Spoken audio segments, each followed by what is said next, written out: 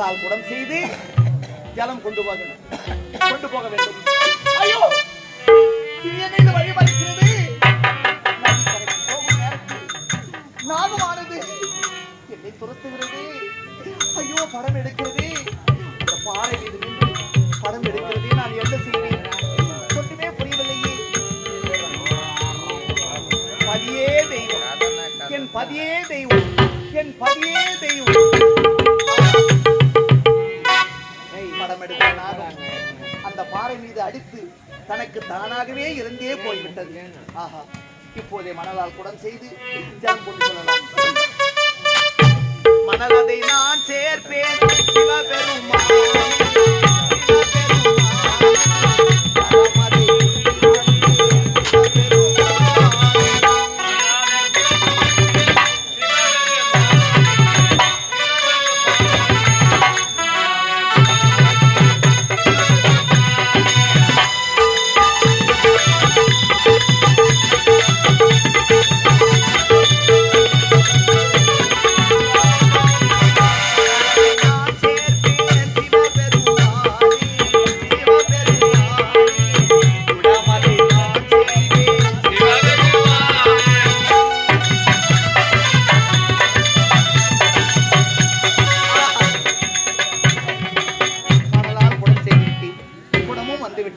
இப்போது நீர் கொண்டு போகலாம்.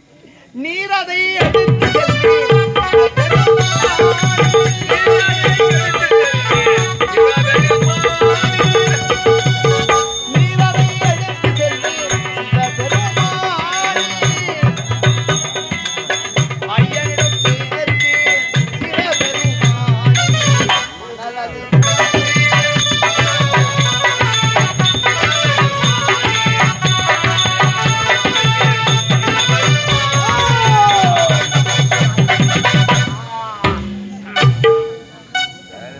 எப்படி வருகிறாள் நான் பார்க்கிறேன்.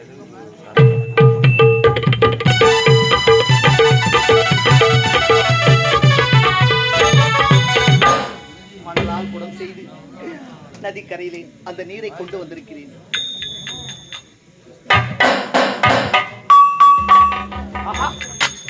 என்ன ஆச்சரியமாக இருக்கிறது. ஆமா, நதிக்கரைக்கு சென்றாயே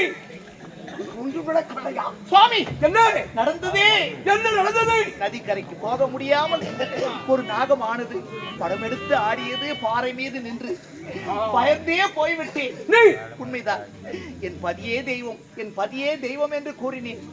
அந்த பாம்பானது அந்த பாறை மீது அடித்து தனக்கு தானாகவே உயிர் வாழ்ந்தது. உண்மைதான். சரி, என்னங்க எப்போது நான் உன்னை திருமணம் கொள்வேன். ஆனால் இப்பொழுது கிடையாது. எப்பொழுது என்றால் உன்னுடைய தந்தை ரைவந்த மன்னர் இப்பொழுது லிகிதம் அனுப்புகிறேன். உன்னுடைய தாய் தந்தையோடு சம்மதத்தோடு இந்த ஆசிரமத்தில் திருமணம் நடக்க வேண்டும். அதுவரை நீ ஆசிரமத்தில் இருக்க வேண்டும். ஆகட்டும் சுவாமி.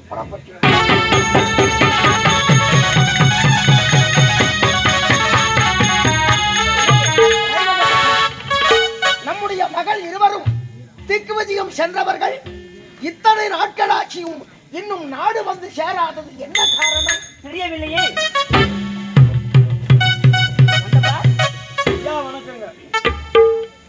என் மகளுக்கு துணையாக சென்றது நீதானே? ஆமாங்க. பிறகு நீ மட்டும் வருகிறாய், எங்கே என்னுடைய மகள் இருவரும்? இதை நான் எப்படி சொல்றதுன்னு எனக்கே ஒன்றும் புரியல. என்னடா புரியலையா? உனது இரு மகள்களும் நாங்களும் திக்கி வெளியே போனோம் இல்லையா? ஆமா. போகும்போது ஆகாத சகுனம் ஆபத்து. என்னடா சொல்கிறா? ஆமாங்க, தெளிவா சொல்லு. என்ன? ஐயா, நாங்க போகும்போது ஒரு கொடிய அரக்க ஒருத்த வந்தோம். அரக்கனா? ஆமா. வழி மறுத்து என்ன திருமணம் பண்ணுன்னு சொல்றான். என்னுடைய மகளை சந்தித்து என் மகள் மீது ஆசை வைத்த அவன் வந்து எங்களை கல்யாணம் பண்ணின்னு தான் சொல்றான். உடனே இளைய மகளை மூத்த மகளை சேர்ந்து அவனை அடின்னு அடித்து அவனை சித்திரவதை மானபங்கம் செய்து அதையும் மீறி போனங்க. பொழுது போச்சு பாரி கூட அமர்த்தோம். அந்த படுத்த நேரத்துல மூத்த மகள் ரேணுகாவுக்கு அசரீர வாக்கு ஒன்று சொன்னது. என்னவென்று? இந்த மாதிரி நீ உனக்கேற்ற தகுதியான கணவர் ஜவ்வாது மலையில் இருக்காரு, நீ அவரை திருமணம் செய்துக்கினா உலக சரித்திரமே படைக்கலான்னு மூத்த மகள் சொல்லிச்சுங்க. சரி, இதை கேட்டு என்கிட்ட சொல்லிச்சு. தூக்கத்துல உலகாத தெளிவா சொல்லு. தெளிவா சொல்லுடா. என்னதான் சொல்லிக்கிறாங்க? அப்பனா உனக்கு தர ரெக்கார்டு மெமரி கார்டு போட்டு கையில குத்துட்டு நீ கேட்டு போயிட்டா. என்னடா என்ன புரியாத மாதிரி சொல்றீங்க? ஐயோ, அந்த மாதிரி விஷயம் நடந்ததுன்றா. திக்கு விஜயம் போகின்ற போது பொழுது போய்விட்டது. தங்குவதற்காக பாதி கூடாரம் அமைத்து தங்கினேன். 3 பேரும் மட்டும்தான். அப்போ இரவு நேரத்துல வானத்திலே தோன்றிய அசரீரி என்னுடைய மகளை கூப்பிட்டு, உனக்கேற்ற கணவர் ஜவ்வாது மலையிலே இருக்கிறார், அவரை திருமணம் செய்து கொண்டால் உன்னுடைய எதிர்கால வாழ்க்கை குன்றிலிட்ட தீபமாக என்றும் பிரகாசிக்கும் என்று சொன்னது. சரி, அதை கேட்ட என்னுடைய மகள் என்ன செய்தார்? என்னன்னா இந்த கதையை சொல்லிச்சு. நான் வந்து இளைய மகளிட்ட சொல்ல, இளைய மகள் என்ன சொல்லிச்சு, அக்கா உனக்கு கணவரை நீ போய் பாக்குறது நல்லது கிடையாது, மணக்க வேண்டிய மணவாளனா நீ நேரடியா பாக்குறது நல்லது இல்ல, நான் போய் பார்த்துட்டு வரேன்னு இளைய மகள் காமிச்சேன். உங்களுக்கு பொருத்தமானவரா என்று நான் போய் பார்த்து விட்டு சொன்ன பிறகு, நீ திருமணம் பொருத்தமானவரா இருந்தா திருமணம் செய்து கொள் அப்படி என்று என்னுடைய இளைய மகள் சாமுண்டியும் நீரும் சென்று. ஆமாங்க, நாங்க போன வழியில் என்ன ஆச்சு கேட்டா, அங்க போன உடனே அக்னி ஆறு. என்னங்க இது? என்னடா இது புது கதை? இல்ல பழைய கதை, நண்டு கதை தான் இதெல்லாம். என்னடா சொல்ற? அக்னி யாரா?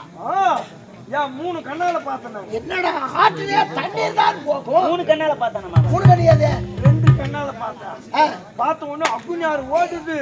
உன்னுடைய மகள் இளைய மகள் என்ன பண்ணுச்சு, விசித்திரமாக இருக்கிறது. நான் இருக்கும்போது நீ பயப்படாத, நான் பாத்துக்கிறேன்னு சொல்லிட்டு நம்ம நோம்பு சட்டின்னு சொல்லிச்சு. டேய் டேய், என்ன நம்ம நோம்பு சட்டி? இளைய மகள் ஓம் சக்தி, ஓம் சக்தி என்று சொன்ன உடனே அந்த அக்னி ஆறு மாயமா வழி விட்டுருதுங்க. தெய்வ குழந்தைகள் இல்லையா, அவனுடைய சக்தி இருக்கத்தானே செய்யும். மாயமா மறந்து வழி விட்டுச்சுங்க. அதையும் மீறி போகணும். உடனே பூத கண்ணம் பூதகணங்களா வழி மறிக்குதா? அதன் பின்பு அதையும் உங்க சக்தியால மறைச்சிச்சுங்க. ஓம் சக்தி என்று சொன்ன உடனே வந்த பூதகணங்கள் மாயமாக மறைந்து விட்டது. 3வது ஒரு மூட்டை சக்கரை மூட்டை மாதிரி ஒருத்தன் என்னடா டேய், அவன் தேபாசிக்கிறான் ஆளு சிஷ்யன். அவனை பார்த்து என்ன சொல்றான், நீங்க வந்து போனா நேரடியா போக முடியாது. எத்தனை தடைகள் வழியில் இதெல்லாம் நாங்க பார்த்தோம். அதுதான் நான் சொல்றேன், நான் நேரடியா பார்த்தோம். சரி, மேல போ, வேலை போவேன். மேற்கொண்டு சொல்ல வந்ததை சொல்லு. மேல் கட்ட. ஆமா, உடனே என்னாச்சு, அந்த சிசியும் போய் முனிவரோட போய் பார்த்துட்டு வரும்போது ஒரு மலர் மாலை கையில் கொண்டு வந்தாங்க.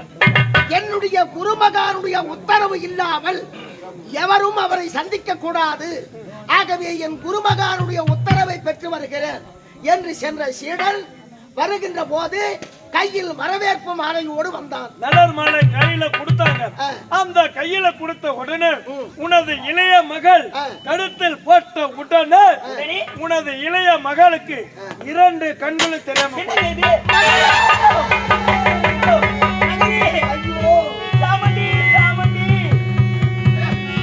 இப்படியெல்லாம் துன்பம் நேரும் என்று தானே போக வேண்டாம் என்று தடுத்தேன். என் பேச்சை கேளாது சென்ற நீ இப்பொழுது பார்வை இழந்து விட்டாயா மகளே? பார்வை இழந்து விட்ட என்னுடைய மகளை இப்பொழுது எங்கிருக்கிறார்? என்ன செய்ய? இந்த கதை அனைத்து மூத்த மகளிடம் சொன்னங்க. மூத்த மகளை இளைய மகள் அழுதாங்க. அழுத உடனே சத்திய வாக்கு கேட்டுச்சு இளைய மகள். சத்தியம் பண்ண உடனே இந்த இளைய மகள் அங்கேயே கற்சிலே ஆயிப்போச்சு. எங்கேயோ எடுக்கிற இடி கடைசியில் என் தலைமையில் வந்து விழுந்து விட்டதே ஆண்டவரே. என்ன பண்றது ஐயா? பிழையில்லாத எங்கள் குறையை தீர்க்க வைக்க அந்த செல்வங்களுக்கு திருமணத்தை முடிக்க வேண்டும் என்று நினைத்தோம். கடைசியில் என் எண்ணத்திலே மண் வந்து விழுந்து விட்டதே, என்ன செய்வேன்? என்னுடைய மகள் சாமுண்டி கல்லாக போய்விட்டான். என் மூத்த மகள் அவரையா திருமணம் பண்ணி அங்கே இருக்குது. என்ன சொல்லுங்க கைவத பூஷணி சொல்லுங்க. சிங்கார சோலையாக இருந்த வாழ்வை சிதைத்து விட்டான் அந்த ஜமதக்கினி முனிவன். பூத்து குலுங்க வேண்டிய நேரத்திலே புயல் வீசி சாய்ந்த பூமரம் போன்று ஆகிவிட்டது என்னுடைய மகளின் வாழ்வை. அவனை விடுவதா? பழிக்கு பழி தீர்த்தாதான் என்னுடைய ஆத்திரம். ராஜகத துரக பதாதி என்று சொல்லப்படுகின்ற நம்முடைய என்னுடைய 4 வித சேனைகளை திரட்டிக் கொண்டு ஜவ்வாது மலையில் நோக்கி முற்றுகை இடத்தும்.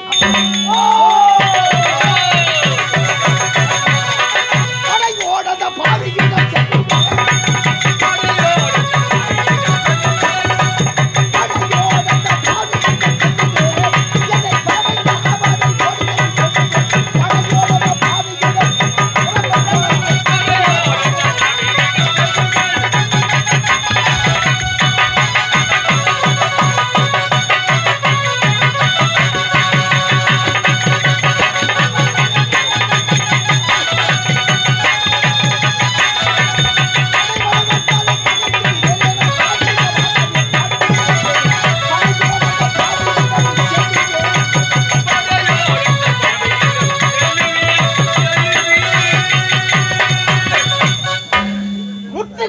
சென்று நம்முடைய 4 சேனைகளும் இந்த ஜவ்வாது மலையை நோக்கி. சரி, அந்த ஜமதக்கினி முனிவன் எங்க இருக்கிறான் என்று பாரு. இவன் தான் இந்த ஜமதக்கினி முனிவன் என்பதா? செந்தரிக்கும் செங்கரையான் போல் என் செங்கோலை சீரழித்தான்.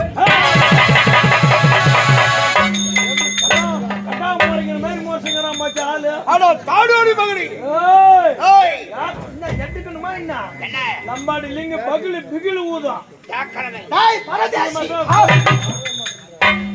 நெஞ்செழுத்தம் இருந்தால் என்னுடைய மகள் கல்லாக போக வைத்திருப்பார்.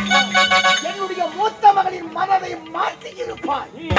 இத்தனைக்கும் காரணமான உன்னை நான் ஏசிலே விடுவதா? மன்னோ, கரையான் புற்றெடுக்க கருணாக புடிபுகுத கதையாக்கி இது ஆசிரமம். உன் மகளை நான் தேடி சென்றேனா? இல்லை, உன்னுடைய மகள் தான் என்னை தேடி வந்தார். விஷயம் பண்ணி விட்டுட்டு இருக்கிற, அதனால தான் உன்னை தேடி வந்துக்கிறேன். விஷயம் பண்ணி விட்டுட்டு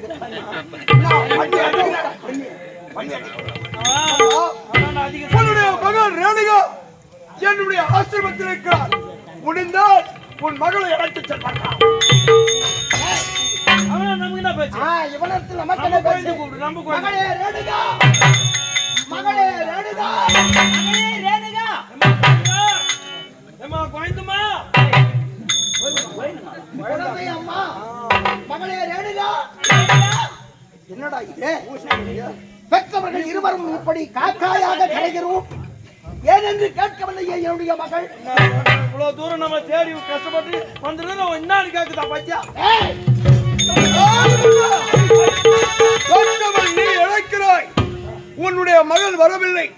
இப்பொழுது நான் இழைக்கிறேன்.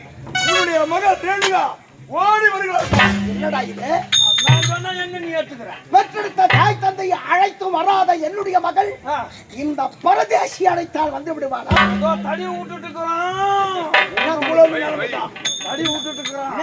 என்ன தடிவே? அவன் கூப்பிட்டா வரும் பாரு. அவன் கூப்பிட பாரு. அப்படியா சொல்றேன்? ரேணுகா மகளே,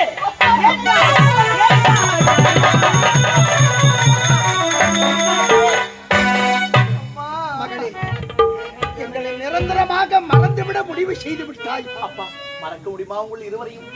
என் மன பலையிலே எழுதியிருக்கிறேன் அப்பா. அந்த எழுத்தை யாராலையும் அழிக்கவே முடியாது. பிறகு இத்தனை முறை நாங்கள் அழைக்கும் ஏனப்பா குரல் கொடுக்கவில்லை? என் தலைவிதி அப்பா, நான் இருக்க வேண்டிய நிலைமை ஆகிவிட்டது. சரி, வா போகலாம். வாமா அப்பா. எங்கே அழைக்கிறேன்? என்னம்மா இது? நம்முடைய அரண்மனைக்கு போகலாம். வா போகலாம். அரண்மனைக்கா? ஆமாம்மா. அப்பா, இதோடு அரண்மனைக்கு நான் வரவே மாட்டேன். வரமாட்டாயா? அப்பா, ஏன் வரமாட்டேன்? நான் இந்த ஆசிரமத்திலே இருக்கிறேன் அப்பா. நான் இவரையே மணந்து கொண்டு காலமெல்லாம் இங்கே இருந்து விடுகிறேன். மகளே, கானகத்திலே வசிக்கக்கூடிய இந்த முனிவருக்கும் உனக்கும் எந்த விதத்திலும் பொருத்தமாகாது. உனக்கு கல்யாணம் என்று சொன்னால் உன்னை மணப்பதற்கு எத்தனையோ நாட்டு இளவரசர்கள் வரிசையில் ஏன் நிற்பார்கள். இது தகாத உறவு. வா போகலாம். என் மனதார அவரை நினைத்து விட்டேன் அப்பா. மணந்தால் அவரைதான் மணப்பேன் என்று மனக்கோட்டை கட்டி விட்டேன் அப்பா. அப்பா, அந்த கோட்டையை அழிக்க வேண்டாம் அப்பா. இதுதான் உன்னுடைய முடிந்த முடிவா மகளே? உண்மைதான் அப்பா. மணந்தால் இவரைதான் மணப்பேன். இல்லை என்றால் உன் பாதத்திலே என் உயிரையே விட்டு வேண்டாம்.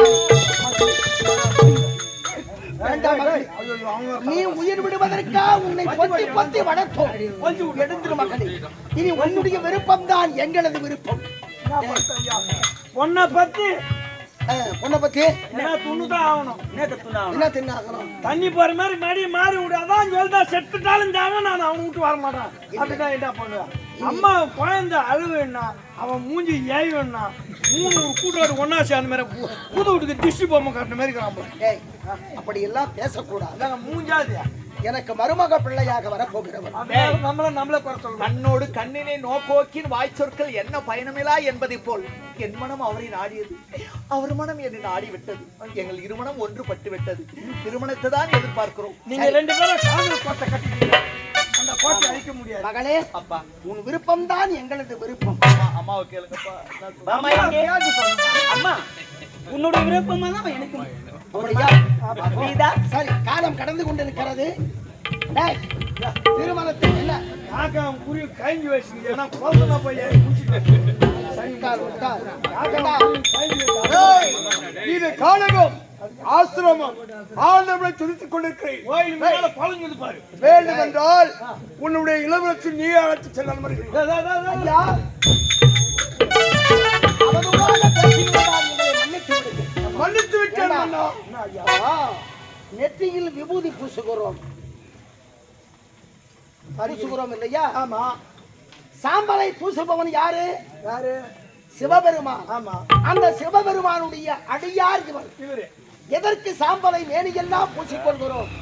நாளை நமக்கும் இந்த நிலைதான் என்பதை உணர்த்துவதற்காகத்தான் பூசுறோம். ஆமா, அது ரைட். நான் ஒத்துக்கிறேன். காக்கா குருவி கைஞ்சி வச்சு தான் தொச்சு கொடுக்க கூடாதா? ஏய், எதையும் நாம பார்க்கிற பார்வைதான் இருக்கிறது, நல்லது கெட்டதும். சரி, தள்ளி போடக்கூடாது.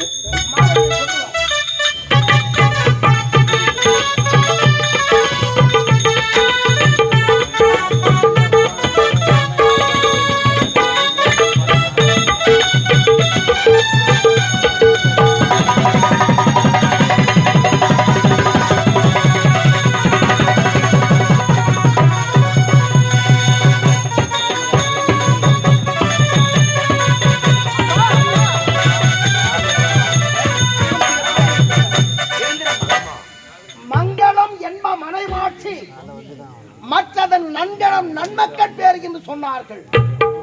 ஆகவே நீங்கள் இருவரும் இதை ஆழமாக உங்கள் கருத்திலே நிறுத்தி ஒருமித்த கருத்தோடு கருத்து வேறுபாடு இல்லாமல் விட்டுக் கொடுக்கும் மனப்பான்மையை கையாண்டு வாழ்வாங்கு வாழ்ந்து ஊர் போற்ற இந்த உலகம் போற்றும் உத்தமியாக வாழ்ந்து பிறந்த வீட்டிற்கும் புகுந்த வீட்டிற்கும் நற்பெயரை தேடி தரும் மகளே, மங்களம் உண்டாகும்.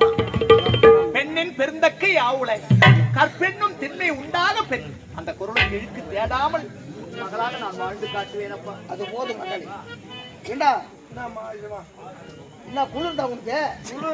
இந்த மாதிரி குறைய பண்ணிட்டேன்னு எனக்கு வேதனையா இருக்கு. ஏன்னா திருமணம் என்பது நாம வைத்துக் கொள்வது கிடையாது இல்லையா? சொர்க்கத்திலே தேவர்கள் நிச்சயிக்கப்படுவதுதான் இந்த திருமணம் என்பது.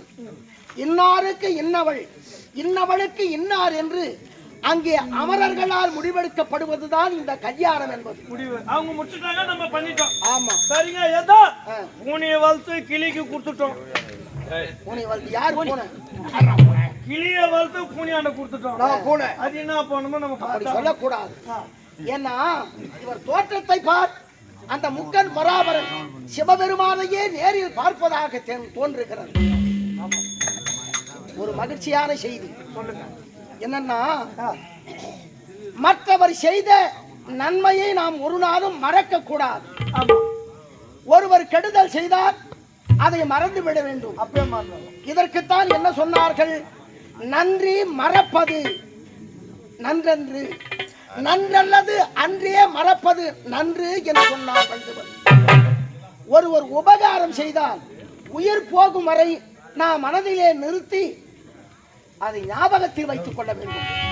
ஒருவர் கெடுதல் செய்தால் அச்சனமே அதை மறந்துவிட வேண்டும். சரி, இப்ப நல்லதை செய்தவர்கள் யாரு? யாருங்க? ஏன்னா இந்த அன்பர்கள் முன்னிலையில் நாம் நாடகம் நடத்துவதற்கு நல்லதொரு சந்தர்ப்பத்தை தந்தார்கள் இல்லையா? இந்த அண்டவாக்கம் கிராம பொதுமக்கள் அவர்கள்தான் நல்லவர். இன்றிரவு நம்முடைய 15 குடும்பமும் பிழைப்பதற்கு வழிவகை செய்தவர்கள் இந்த அண்டவாக்கம் கிராம பொதுமக்கள். ஆகவே அந்த நல்லதை நாம் மறக்க முடியுமா? முடியாது.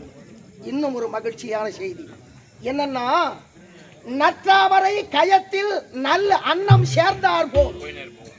கவனி, நற்றாமரை கயத்தில் நல்ல அன்னம் சேர்ந்தார் போல் கற்றாரை கற்றாரே காமுருவர், கத்திலா மூர்கரை மூர்கர் முகப்பரு, முதுகாட்டில் காக்கை உகக்கும் பிணம் என்ற ஒரு பாடல். இப்ப இதுல இருந்து நீ என்ன தெரிஞ்சுக்க? எதுவுமே தெரியும். எதுவும் புரியாது. புரியாது. ஏன்னா அது உனக்கு தான் தெரியும். ஞான சூன்யமா இருக்காத, ஞானம் உள்ளவனா இரு. நற்றாமரை கயத்தில் நல்லன்னம் சேர்ந்தார் போல். இப்போ அன்னப்பறவை இருக்குது, அன்னப்பறவை. அந்த அன்னப்பறவை பறவைகளிலே உயர்ந்த இனம். ஆமா, அந்த அன்னப்பறவையானது தாமரை தடாகத்தை தேடி சென்று அந்த தாமரை தடாகத்திலே நீந்தி மகிழக்கூடிய உயர்ந்த வகை பறவை அன்னப்பறவை. அன்னப்பறவை எப்படி தாமரை தடாகத்தை தேடி செல்கிறதோ அதுபோன்று கற்றவர்கள் கற்றவரைத்தான் விரும்புவார்கள், நல்லதைத்தான் விரும்புவார்கள், கெட்டதை ஏற்க மாட்டார்கள். இன்னும் ஒன்று, இப்போ காகம் இருக்குதா, காகம் எல்லா பழக்கமும் இருக்குது. காலையில குளிக்கும், மாலையில குளிக்கும். ஏதாவது ஒன்றை வச்சோம்னா இனத்தாரை கூவி அழைத்து வைத்துக் கொண்டு அதுவும் பகிர்ந்து உண்ணும். ஆமா, இது நல்ல பழக்கம்தான். ஆனா சோறு வச்சாலும் சரிதான், செது போன பணமா இருந்தாலும் சரிதான், அது எல்லாம் அதே மாதிரி தான் ஒரு சிலர். ஏன்னா அன்னப்பறவை போன்று நல்லதை ரசிப்பவர்கள் இருக்கிறார்கள், காக்கையை போன்று எதை வேண்டும் என்றால் நல்லதை கேட்க மாட்டார்கள், நல்லதை ரசிக்க மாட்டார்கள். இப்போ என்னுடைய கண்ணுக்கு எப்படி தெரியுதுன்னா, இந்த அண்டவாக்கம் கிராம பொதுமக்களும் நம் நாடகத்தை பார்ப்பதற்காக வந்திருக்கின்ற மற்ற அன்பர்களும் சரி, என்னுடைய பார்வைக்கு அன்னப்பறவையாகத்தான் தெரிகிறார்கள். இல்லையா? பெற்றவளுக்குத்தான் தெரியும் அந்த பிள்ளையோட பெருமை. அதுபோன்று படித்து நன்கு தெரிந்தவர்களுக்குத்தான் அந்த படிப்போட வாசனை தெரியும். ஆகவே என்னுடைய கண்ணுக்கு இவர்கள் அன்னப்பறவையாகத்தான் தெரிகிறார்கள். ஆகவே குன்றெல்லாம் நின்றாடும் குமரனுடைய அருள் பொங்கும் நம்முடைய செங்கல்பட்டு மாவட்டம் மதுராந்தகம் வட்டத்திற்குட்பட்டது இந்த அண்டவாக்கம் கிராமம். இங்கே இந்த அம்மனுக்கு வெகு சிறப்பான விழாவை ஏற்பாடு செய்து நமது மன்றத்திற்கு இவர்கள் முன்னிலையில் நாடகம் நடத்துவதற்கு நல்லதொரு சந்தர்ப்பத்தை தந்திருக்கிறார்கள் இந்த அண்டவாக்கம் கிராம பொதுமக்கள்.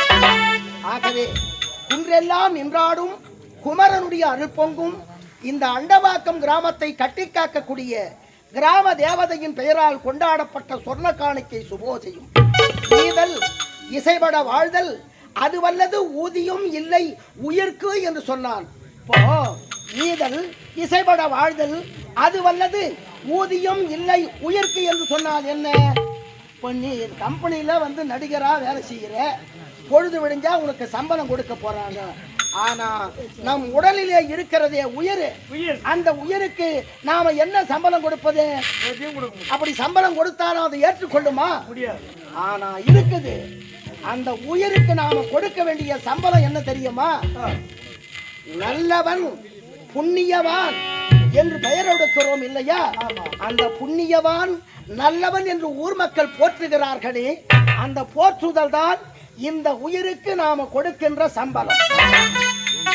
ஆகவே இந்த கிராம மக்கள் அனைவரும் ஒன்று கூடி பொதுமக்கள் அனைவரும் நம்முடைய மன்றத்திற்காக அன்பளிப்பாக வழங்கியது ரூபாய் 201.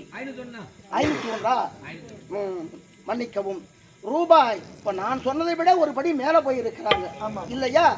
ஆகவே கிராமத்தார் ஒன்று சேர்ந்து நம்முடைய மன்றத்தை பாராட்டி ரூபாய் 501 அன்பளிப்பாக வழங்கியுள்ளார்கள். ஆகவே இந்த நன்றியை என்றும் நினைவில் வைத்துக் கொள்ள வேண்டும், மறவாமல்.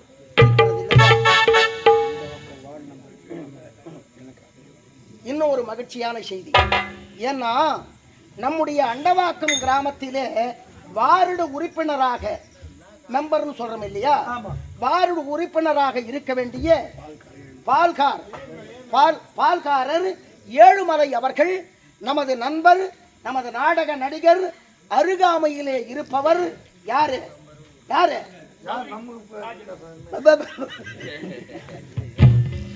சவரி. ஆமா, இப்ப இந்த சவரி என்ற பேர் எங்க கேள்விப்பட்டிருக்கிற? எங்க கேட்டீங்க? ராமன் முத்தி தந்தான் இல்லையா சபரி? சபரி. ஆமா. ஆகவே இந்த சபரி அவர்களுக்கு பால்காரர் ஏழுமலை அவர்கள் அன்பளிப்பாக வழங்கியது ரூபாய் 201. அன்பளிப்பு வழங்கிய இந்த அண்டவாக்கம் பொதுமக்களுக்கும் இவருக்கு அன்பளிப்பு கொடுத்த ஏழுமலை அவர்களுக்கும் மன்றத்தின் சார்பாக நன்றி கலந்த வணக்கம். இதே ஊரை சேர்ந்த கடாத்தலையும் பிள்ளை முடாத்தலையும் எனக்காக 50 ரூபாய் கொடுத்து 200 ரூபாய் புடிங்க முட்டான். மன்னா, உன்னுடைய மகள் இளையவளோ என்னை தேடி வந்தாள். அண்ணவருக்கு பார்வை போய்விட்டு நான் கொடுத்த துவட்டம் இருந்தால் அந்த இடத்திற்கு இன்று முதல் கல் ஆறை அதற்கு முன்பாக உன்னுடைய மகள் சாமுண்டியாக இருந்தாள். இன்று முதல் சாமுண்டை ஈஸ்வரி மட்டுமே உழைத்து மைசூரில் பாமர மக்கள் அனைவரும் அன்னமலை வழங்க வேண்டும். அது மட்டுமல்ல, உன்னுடைய மூத்த மகனோ என்னை தேடி வந்தாள்.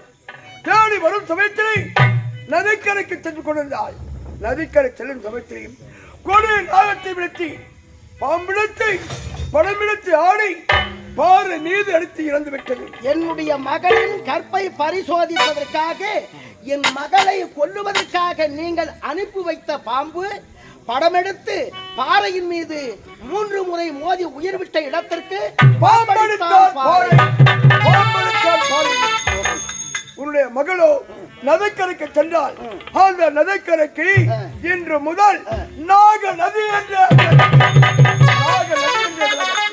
அது மட்டுமல்ல, நீ படையோடு என்னுடைய ஆசிரமத்தை தேடி வந்தாய். நீ நானும் சந்தித்தோம். அந்த இடத்திற்கு இன்று முதல்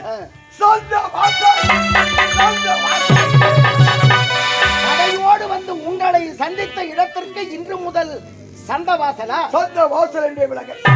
அது மட்டுமல்ல, இதோ இந்த ஆசிரமம் நான் மட்டும் தனியாக இருந்தேன். ஆமா, உன்னுடைய மகளை திருமணம் செய்து கொண்ட பிறகு வீடாக மாறிவிட்டது. ஆகையால் இன்று முதல் இந்த இடத்திற்கு படை வீடு என்றே நான் படையோடு வந்து என்னுடைய மகளை உங்களுக்கு திருமணம் செய்து வைத்த பிறகு இந்த ஆசிரமம் இப்பொழுது வீடாக மாறிவிட்டது. உண்மையா? ஆகவே இனி முதற்கொண்டு இந்த இடத்திற்கு படை வீடு என்று பெயர். ஆகையால் நீங்கள் அனைவரும் சென்று வரலாம். அப்பா, எனக்கு ஒரு ஆசை அப்பா. உன்னை விட்டு பிரிய போகிறேன். டேய், இளமையிலே தாய் தந்தை ஆதரவு, யௌவன பருவத்தில் கணவன் ஆதரவு, முதுமையிலே பேரன் பேத்திகள் ஆதரவு. அப்பா, மகளே, ஒரு பேரனோ பேத்தியோ பெத்து தரப்பா. அதுவும் இவன் பக்கத்துல பார்த்தா அவன்னு பேசக்கூடாது, புரியுதா? தனியா இருந்தா நான் வெட்டு குச்சி கொளுத்திட்டு போடுவேன். சரி, அதை பொழுது விடிஞ்சு செய்.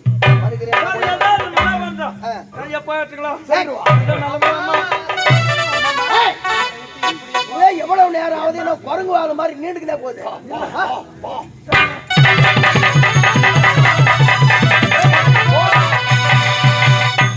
எவ்வளவு நாளா வச்சிருந்தேன். சின்ன வயசுல பால் ஊட்டி சீராட்டி வச்சிருந்தேன். நீ சண்டை சாடிதான் வாங்கம்மா. அவர் என்னடா இல்லம்மா, அவரு தப்பா நினைக்க மாட்டாரு. அவரு நம்ம மாப்பிள்ள என் வீட்டுக்கு வாங்க. நீங்க என் வீட்டுக்கு வந்தீங்கன்னா வீட்டுக்கு வந்தால் உனக்கு ஒரு புடவை ஜாக்கிட்டு எனக்கு உனக்கு ஒரு வேஸ்ட் எடுத்து கொடுத்தேன். ஏய், மாத்தி சொல்றியாடா? எனக்கு போற ஜாக்கெட். நாம் இருவருக்கும் திருமணம் முடிந்து இல்லறை வாழ்க்கை தொடங்க வேண்டும். ஆகையால் கட்டிய கணவனுக்கு ஒரு துன்பம் என்றால் அது மனைவிக்கு பங்கிருக்கிறது. மனைவிக்கு ஒரு துன்பம் என்றால் அது கணவனுக்கு பங்கிருக்கிறது. அதுதான் இல்லறை வாழ்க்கை. கணவனுக்கு பின் தூங்கி முன்னெழுவால் பெண் குலத்து பொன் விளக்காக என்ன ஆணை இது வீரோ செய்து முடிக்கிறேன். உண்மையாக நாம் இருவரும் சந்தோஷமாக இருக்க வேண்டும். அதுதான் என்னுடைய ஆசை. அப்படியா? ஆமா, தடையது சொல்லவே மாட்டேன். என் மனது எப்படி தெரியுமா? எப்படி? தங்கள் முறைக்கு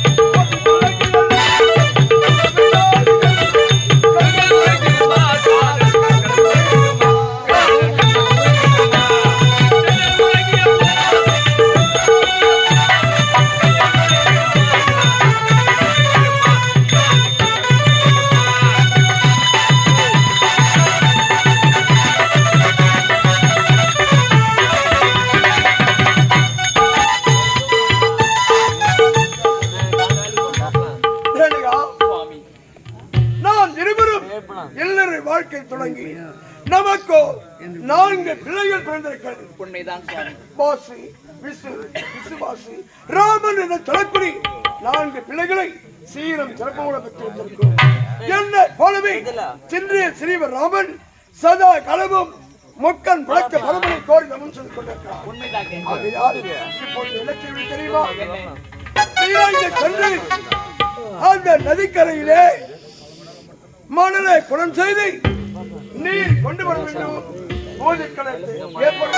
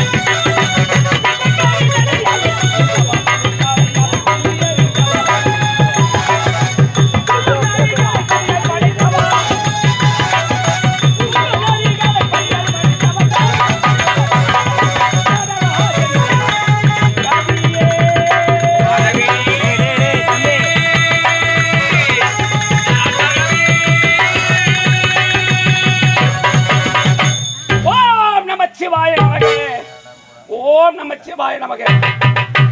அண்டவா, இறைவா, என் தலைவா, ஈசா, சர்வேசா, ஜெகதீசா, மூவரின் முதல்வா, நெற்றிக்க கழித்தவா, திருநீல கண்டனியே, ஆலகாலம் சுட்ட அரணி, கங்கா தரணி, உமா மகேசனி, உமையவளுக்கு இட பாகம் தந்த கைலை வா ஈசா, உன்னையே சின்னஞ்சிறு வயதில் இல்லற வாழ்க்கையை மறந்து ஈசனை மனதால் நிறைந்து ஆண்டவனை நேரில் கண்டு முக்தி பெறலாம் என்று தவத்தை செய்து வருகிறேன் இந்த ராமன். ஜமதக்கினி முனிவருக்கும் ரேணுகா அம்மையாருக்கும் நாங்கள் பிறந்தோம் 4 வாசி, விஸ்வாசி, ரூமாய், ராமன் பெயர் ராமன்.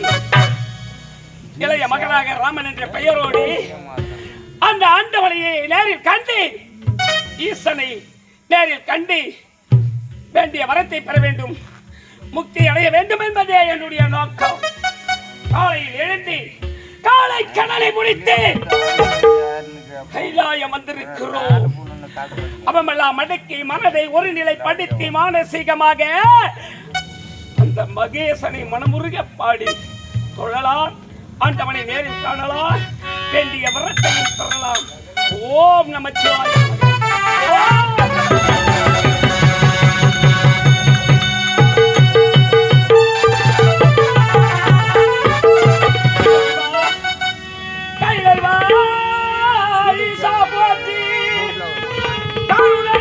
கடலே போற்றி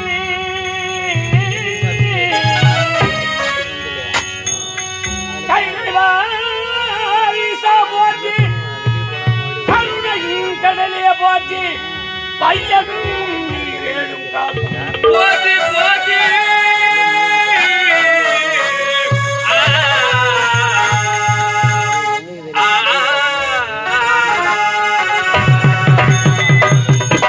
பையனோ நீரேடும் காக்க விடமதை உண்டா போற்றி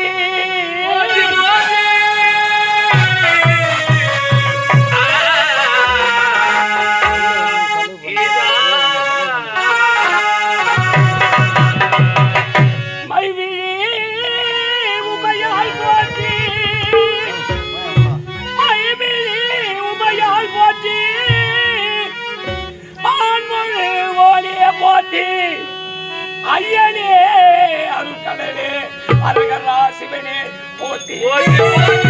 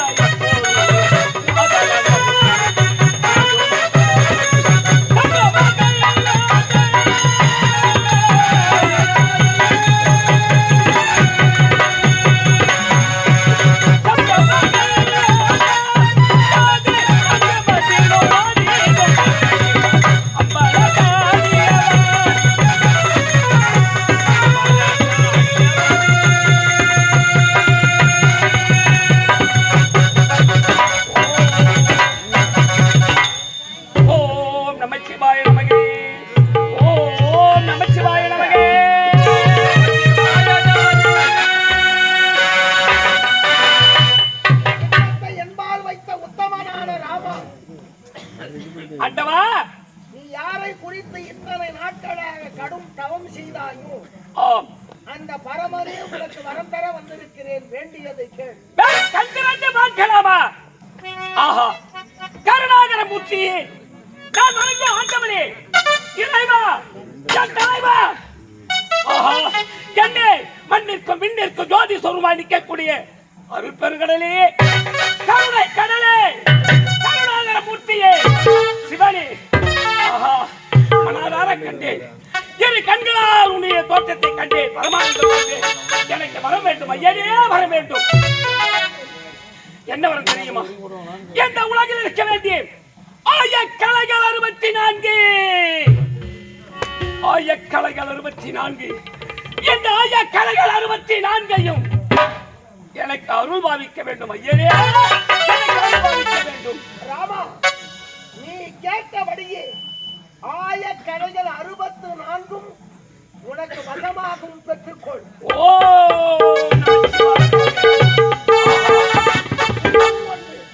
என்ன? இந்த சிறு வயதில் இப்படி ஒரு கடும் தவத்தை செய்து என்னிடத்திலே வரத்தை பெற்றிருக்கிறாய். உன் பக்தியை கண்டு மெச்சினேன் ராமா. ஆகவே என்னிடத்தில் உள்ள பரசு என்ற கோடரியை உன் பக்திக்கு பரிசாக தருகிறேன், பெற்றுக்கொள்.